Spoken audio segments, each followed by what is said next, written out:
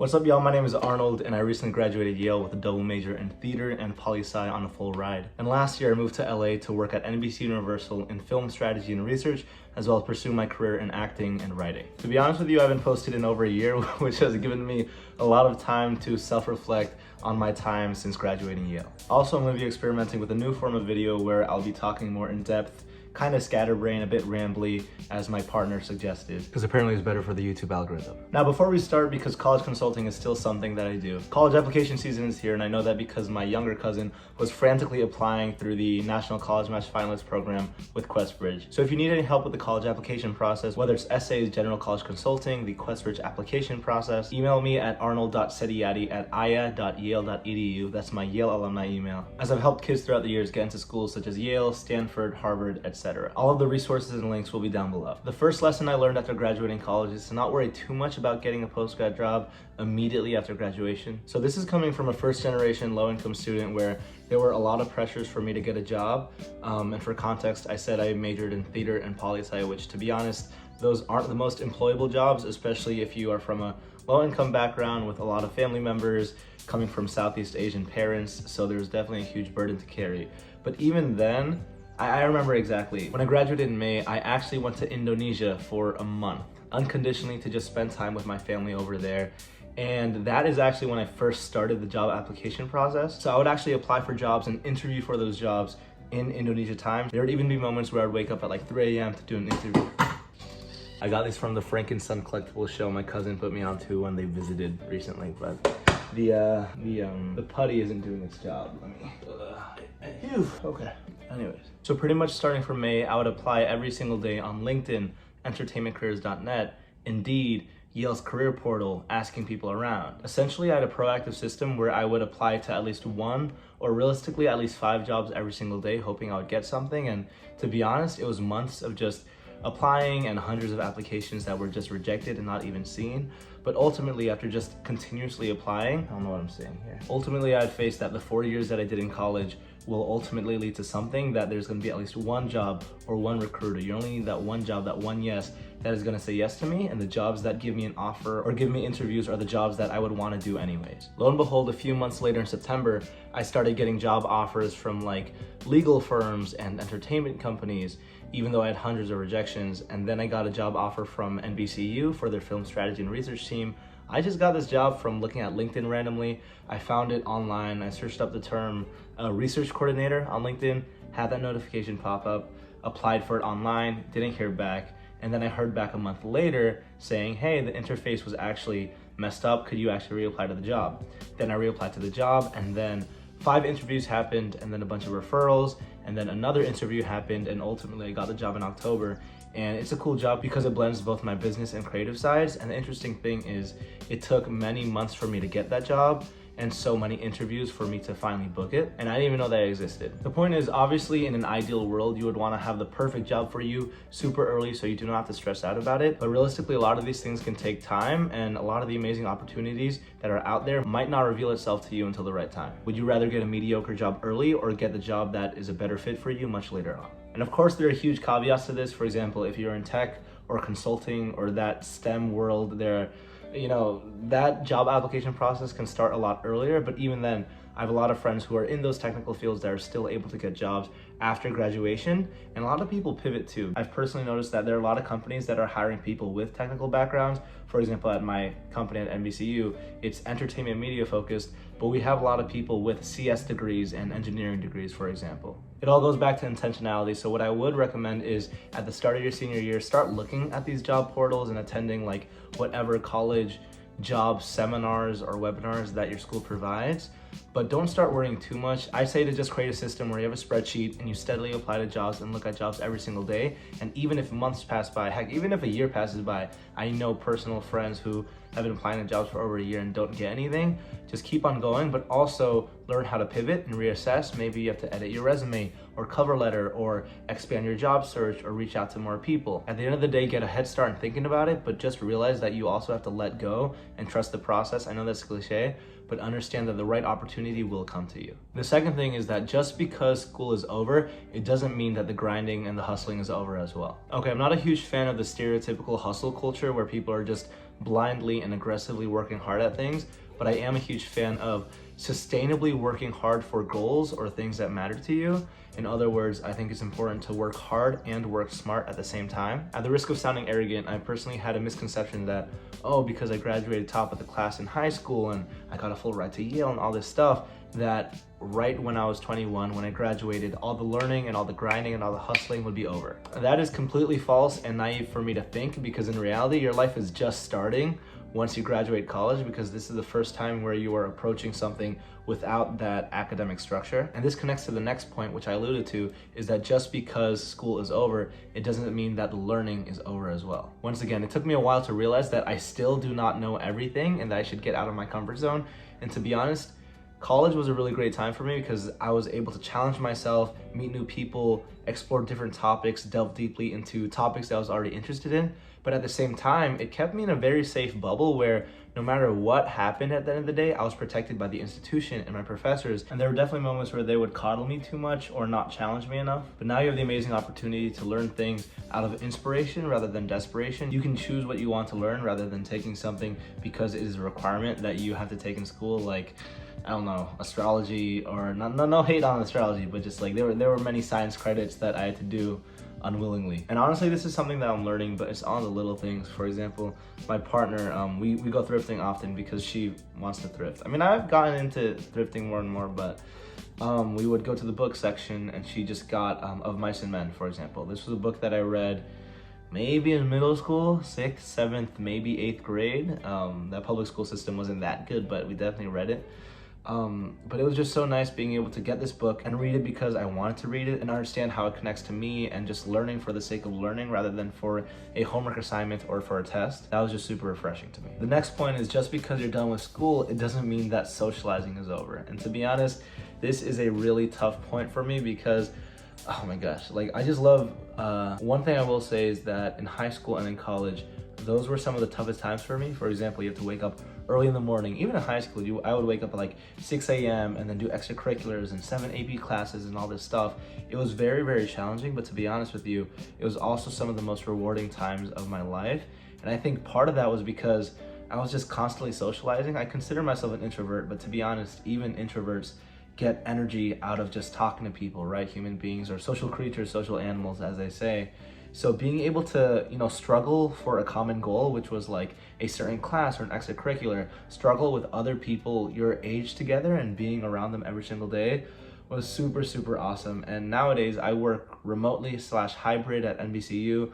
So it's definitely tough, interacting and socializing on a consistent basis. And LA is also so huge and everything is so spread apart. So it's really hard to consistently talk to people day by day. So luckily enough, I'm living with my brother, my partner. We also have a puppy, which I haven't even hard launched or soft launched online. Some people don't even know that, but if you're watching this video, congratulations, now you know that I have a puppy. Having a source of community close to myself, but also intentionally doing things such as, watching the movies with a friend or getting lunch with a coworker or going outside on a walk and meeting some neighbors, I think will add to the mental health and your overall lifestyle. Another thing I realized is that the older you get, the more comfortable you get in your life, the more comfortable you get with your routines and everything. For example, I alluded to this before, but in college, there were times where you were forced to socialize with people that you don't like or that you don't know, whether that's in like an RA group or like a certain class or a certain event, but it did push you out of your comfort zone.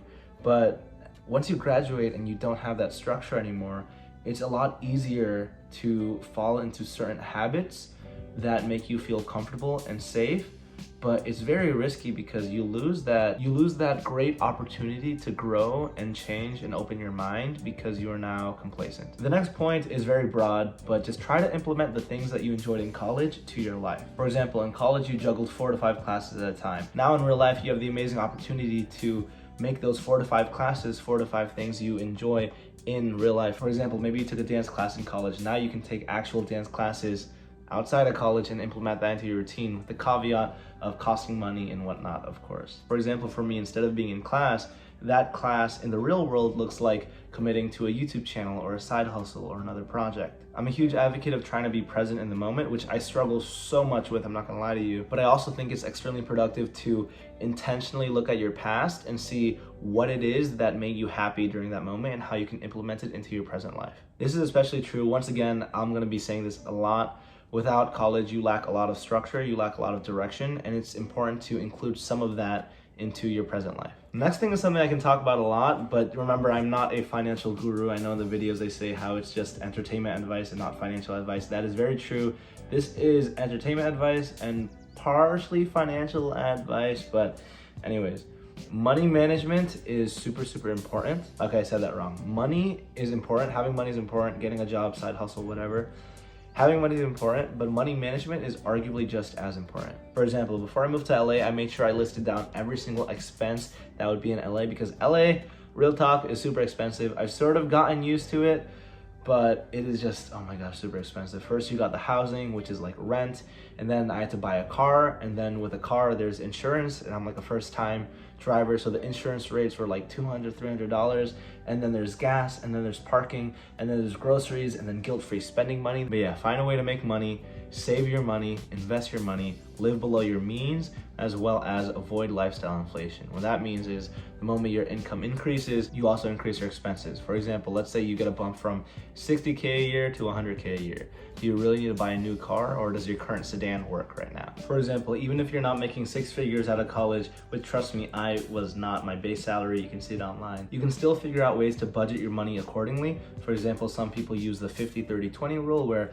50% of your take-home paycheck should be used on essentials, such as your rent and car payments, any debt that you have to pay off, and then 30% is for guilt-free spending money. So if you want to eat takeout, Chinese food, watch a movie or whatever, and then 20% should be to your savings and investments. And obviously this is just a basic guideline, but you should adjust it to however you see fit. Now for me, a huge advantage I had was working remotely for the first few months before I moved to LA, back home in Bridgeport, Connecticut, because I was getting paid LA money without having to pay LA expenses, if that makes sense. So I was able to save up honestly a couple $1,000s before I moved out, and I was also able to take my time finding like the best cheap sort of housing in LA. Next lesson is that moving to a new city can change your life a lot. This might be a no-brainer, but I encourage people to move out of the city they went to in college, just because it's a new experience, right? For example, when you first moved to college, it was new, it was fresh, you had to adapt. There were so many different challenges and new things you had to learn about the environment. And now that you're in post-grad, I think it's super helpful to once again challenge you and learn how to adapt and meet new people and learn new things in, once again, a different environment. For example, LA and New York, to be honest, for the most part, is similar in the sense that, you know, obviously both states are in America, but LA vibe is definitely a lot more chill and relaxed. The weather is a lot more consistent, which is very nice, but it's also a bit unsettling because it's just constantly similar weather, sunny all the time. There is rain occasionally, which is all right, but I do miss how the East Coast had seasons because it separated the time in a more intentional way. Also, I didn't have any connections in LA besides some other Yale students that graduated, so that really pushed me to get out of my comfort zone and meet new people and learn how to both live and survive. The next lesson is that even though there's so many different things happening, make sure you keep up the good habits that you established in college. For example, for some of us, even though you might not have dining hall food now in college, maybe set up a habit of doing meal prep at home so you can save up a lot of money and it's a lot more convenient and easy. Now, instead of going to the school gym, try to look at different gym memberships and see which ones are the cheapest, which one speaks to you, which one's closest to like your workplace or home, which environment you like the best. I feel like a lot of this will happen naturally, but you just have to be extra proactive on making sure that the great habits you cultivated in college stay. This goes back to the idea of setting up identity-based habits, which James Clear talks about in his book, Atomic Habits, legendary book, where you create habits based on an identity of something or somebody that you want to be.